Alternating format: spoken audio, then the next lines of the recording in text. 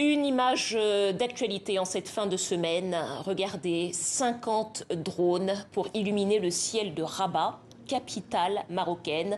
Cérémonie pour clôturer l'année Rabat, capitale africaine de la culture. Un événement organisé sur le site historique du Cheila, lieu qui figure sur la liste du patrimoine mondial de l'humanité de l'UNESCO. Et cet événement se termine donc ce mois-ci. Pour quel bilan, quelle diplomatie culturelle pour les villes africaines?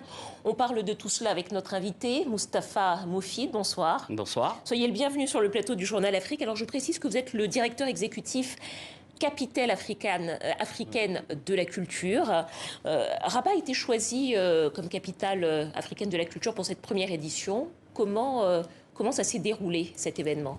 En fait, cet événement a démarré en 2022, il y a exactement un an, et ça s'est échelonné sur 12 mois. C'est à peu près plus de 100 événements. On a réussi à avoir 1,5 million de spectateurs. Il y a 43 pays africains qui ont participé à cette manifestation et pas loin de 4000 artistes et 3000 opérationnels. C'est quand même inespéré pour une première édition d'avoir autant d'impact en termes d'industrie culturelle. Quel est l'objectif de cet événement capitale africaine de la culture? L'idée, c'est qu'un événement de cette envergure n'était pas prévu sur le continent.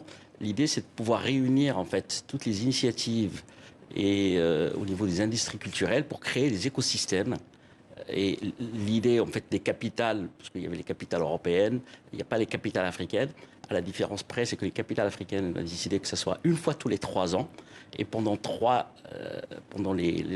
entre les deux capitales, on met en place en fait des programmes de coopération entre les pays, entre les industries. Par exemple, concrètement, en quoi ça peut consister ces programmes de coopération? Par exemple, travailler sur tout le marché du textile, avec les designers, avec les producteurs, avec autant essayer de le faire dans plusieurs pays, partager en fait les expériences qu'il y a au Sénégal, au Rwanda, au Maroc, et essayer de voir que tous ces gens-là puissent, disons, apprendre des uns et des autres. Partager les expériences et le patrimoine culturel, et voilà, donc, et le patrimoine culturel. Alors, c'est un événement qui est organisé par les cités et gouvernements locaux unis d'Afrique. Qu'est-ce que c'est? Alors, les cités et gouvernements unis d'Afrique, c'est la réunion des collectivités territoriales. Mais, et en plus, là, il y a aussi les États africains qui ont... parce que c'est la manifestation s'est terminée par la réunion de sommet des ministres de la culture. Et donc là, c'est pour ça qu'en fait, il y a un élargissement en fait, des capitales africaines de la culture au niveau des États. Il y a l'Union africaine qui souhaite aussi... être partie prenante la CMOA, l'UOMOA et la CEDEAO. On parle beaucoup de diplomatie, alors on parle de diplomatie politique, économique aussi. Est-ce que ce type d'événement, capitale africaine de la culture, ça peut faire partie de la diplomatie culturelle? Et selon vous, en quoi ça consiste? Absolument, parce que ça permet en fait, d'une certaine manière, premièrement, de créer en fait des conditions pour que les acteurs puissent vivre de leur travail. Après, c'est aussi l'image de l'Afrique à travers le monde. Et que ce message-là doit être porté aussi par les politiques, dans tout le rayonnement de tout savoir-faire africain, de l'histoire de l'Afrique, à travers qu'est-ce que l'Afrique a à dire au monde en termes de ses pratiques, de son histoire et de ses traditions.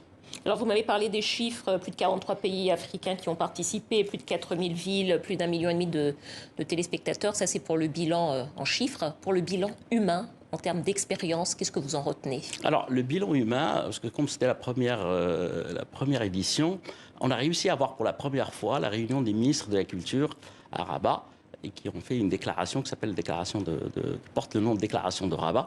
Et ils se sont engagés à promouvoir la coopération entre les pays.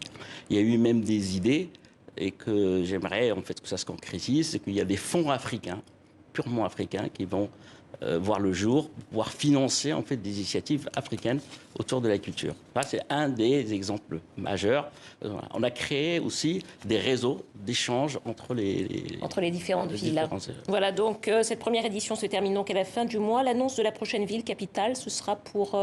Alors, l'annonce de la prochaine décembre. ville, voilà, c'est le 31 décembre. Donc là, suite au succès de la première édition, on élargit le comité de pilotage et à partir du 1er juillet, on démarre pour la sélection de la deuxième ville. Merci à vous, Moustapha Moufid, directeur exécutif Capitale africaine de la culture. Merci beaucoup. Merci à vous.